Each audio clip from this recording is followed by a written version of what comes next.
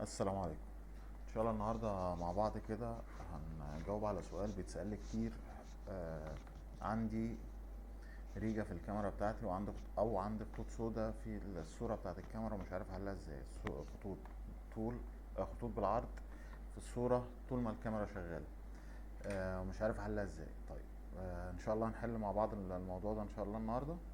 بس الاول، لو مش عامل متابعة او مش عامل اشتراك في القناة ممكن تعمل اشتراك، تفعل زر الجرس عشان يجيلك كل الفيديوهات الجديدة. ولو مش عامل لنا متابعة على تيك توك اعمل لنا متابعة. ويلا بينا نبدأ الفيديو.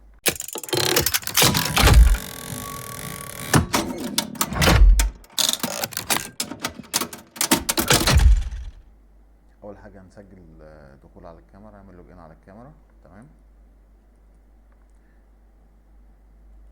وبعد كده بعد ما دخلنا على الكاميرا لقينا الكاميرا بتاعتنا بالشكل ده. تمام. طبعا دي مشكلة، اما يبقى عندي كاميرات كتير فيها نفس المشكلة دي بيبقى شكلها مش احسن حاجة، والعميل ما بيقبلش بالوضع ده.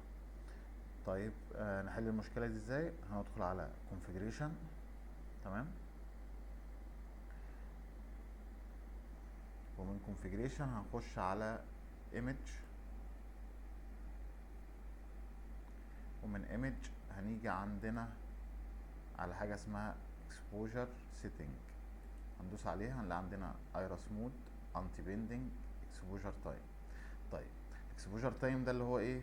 هو ده المفروض كمية الإضاءة اللي داخلة للسنسور بتاعة الكاميرا. تمام. فاحنا عايزين نعدلها عشان تتناسب مع الإضاءة اللي عندنا. فهنعمل ايه؟ انا عندي هنا 1/500. فانا هاجي هنا هنجرب كل المحاولات. انت هتجرب وتظبطها على حسب الإضاءة اللي عندك والكاميرا تبقى مظبوطة معاك.